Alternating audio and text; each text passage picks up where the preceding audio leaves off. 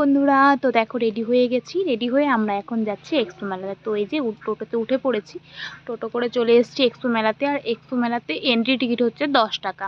আর দেখো এন্ট্রি গেটটা পুরো মানে সেই করেছে, একদম এরোপ্লেন, মানে একটা এরোপ্লেন বানিয়েছে, তার মধ্যে দিয়ে গিয়ে তারপরে মেলার ভেতরে যেতে হবে।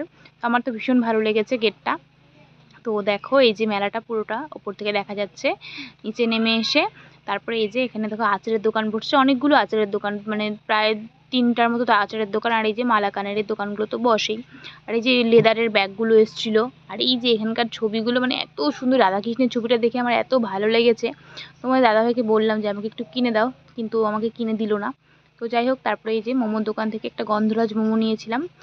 খুব একটা ভালো ছিল না, মোটামুটি ছিল। তো যাই হোক, খেয়ে এদিকে আমার ছেলে টয় ট্রেনে উঠে পড়েছিল। ওর খুব মানে ও এগুলো উঠতে খুব ভালোবাসে। আর বাচ্চাদের জন্য প্রচুর রাইড ছিল, বড়দের জন্যও কিন্তু প্রচুর রাইড ছিল। আর এই যে দেখো ছিল ভূত বাংলা। ভূত বাংলাতে আমরা যাইনি, টিকিটও কেটেছি, টিকিট কেটে 60 টাকা করে টিকিটও কেটেছি। পরে আমার ছেলে কান্নাকাটি, ও ভয় পাচ্ছে, যাবে না।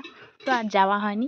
তারপরে আমরা নিয়েছিলাম ঘুগনি চাট, ঘুগনি চাট খেয়ে তারপরে যে আরেকটু ঘোরাঘুরি করে তারপরে একটা হচ্ছে কোল্ড ড্রিঙ্ক নিয়ে খেয়ে দেয়ে তারপরে একটা এই যে কুলফিটা নিয়েছিলাম, এত খারাপ ছিল খেতে।